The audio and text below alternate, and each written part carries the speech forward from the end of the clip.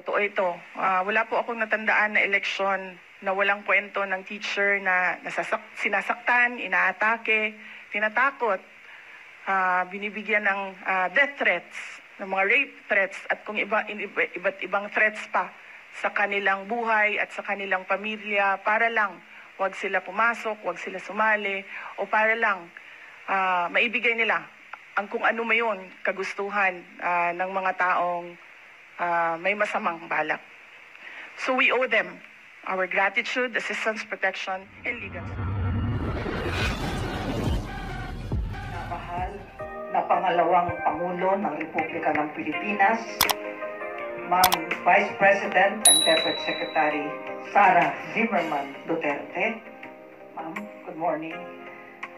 COMELEC Chairman Sir George Erwin Garcia, sa mga kasama ko po sa pamahalaan, sa ating kasama sa DepEd, COMELEC, PAO, mga kapatid sa media, isa pong mapagpalaya at mapagpalang hapon na pala. Ang PAO po ay laging handa kapag tinatawag ng ating mga kasama sa pamahalaan ng mga otoridad para magligtas at tumulong sa mga problemang legal ng ating mga kasama sa pamahalaan at maging sa labas ng pamahalaan.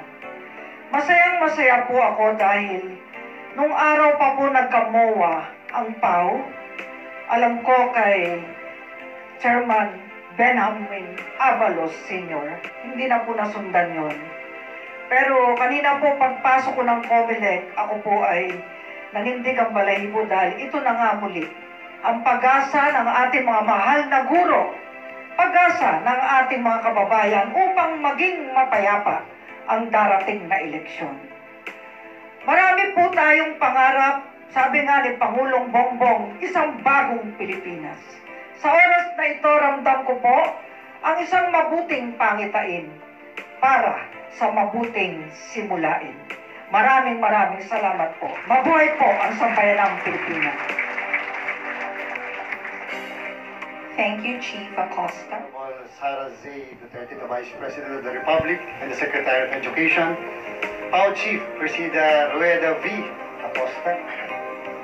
The DepEd family, the PAO family, the Commission and Bank, and the Commission Elections family. Magandang hapon po sa inyong lahat, sa mga kapatid natin sa pamamahayag. Magandang hapon po sa inyong lahat. 2007, ginulanta ang buong Pilipinas sa isang pagsabog na nagresulta ng pagkamatay ng isang guro, si Ma'am Nelly. At yun po ang naging dahilan kung bakit ang COMELEC sa kasalukuyan ay meron kaming trophy na binagawad namin sa aming mga magigiting na mga empleyado. Yun ang nagpapatunay na inaalala namin lagi ang pagkamatay ng isang bayaning guro, sapagkat ang pagkamatay niya ay simbolo ng paglilingkod at pagtupad sa tungkulin sa araw ng eleksyon. Namatay po kasi siya sa mismong araw ng eleksyon ng 2007. At dahil po doon, laging naaalala ng COMELEC ang pagsisirbisyong yan ng ating mga guro. Sa darating na barangay and SK election, meron po tayong almost 826,000 na mga guro na maglilingkod bilang electoral board members. Hindi sapat na bibigyan lang natin sila ng honoraria. Hindi sapat na bibigyan lang natin sila ng transportation allowance. Dapat, kinakailangan, the primary goal of the Commission is always to protect these teachers, to protect the electoral board members. Kinakailangan ibigay natin sa kanila ang lahat ng tulong, hindi lamang financial, kung hindi yung legal assistance. Kaya naman natutuwa po tayo, nagagalak, na hindi lamang DepEd ang naandito ngayong araw na ito, kung hindi ang ating PAO, ang Public Attorney's Office, sapagkat ang pinakamagaling na abogado ngayon sa bansa ay narandyan sa opisina ng Public Attorney's Office. At naniniwala po ako na kung katulong natin ng PAO, mabibigyan natin ng tamang proteksyon ang lahat. Hindi naman po yan kasama talaga kung tutuusin sa pagtuturo at paggagabay ng ating mga kabataan. Kung hindi, ito'y isang ekstrang trabaho na ginagampanan ng mga guro sa ayaw man nila at sa gusto. At kung kaya naman tayo na nandito sa Commission on Elections, tayo na nandito sa DepEd at nandito po tayo sa PAO, kinakailangan bigyan natin sila ng magagamit nila upang mas lumakas ang kanilang kalooban sa araw ng eleksyon. It is always the commitment of the Commission on Election to give the highest importance of support and assistance to all our electoral board members, to our teachers, sapagkat nararapat lang. Sila ang mga bayani ng ating bayan. Sila ang bayani ng eleksyon. Hindi po maisasakatuparan ng COMELEC ang kanyang tungkulin bilang tagapagpatupad ng batas sa eleksyon kung wala ang mga guro. Utang po namin sa kanila ang ginagawa natin na napaka-successful na eleksyon noon at sa mga susunod na panahon. Ngayong barangay at SK elections, naandyan po sila.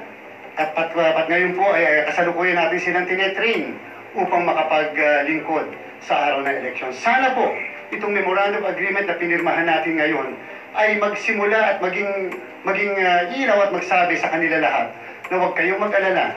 Naandyan ang DepEd, naandyan ang COMELEC, naandyan ang PAO. Pagtulong-tulungan po natin, ibigay po natin sa kanila ang buong suporta para po lumakas ang kanilang kalooban, para po sila pagkatapos ng halalan ay masasabi nila na kahit paano yung paglilingkod nila ay hindi nalagay lang sa kung saan. Ang paglilingkod nila ay bilang pagkilala nating lahat sa kabayanihan ng mga guro ng ating bansa. Maraming salamat po. Magandang hapon po.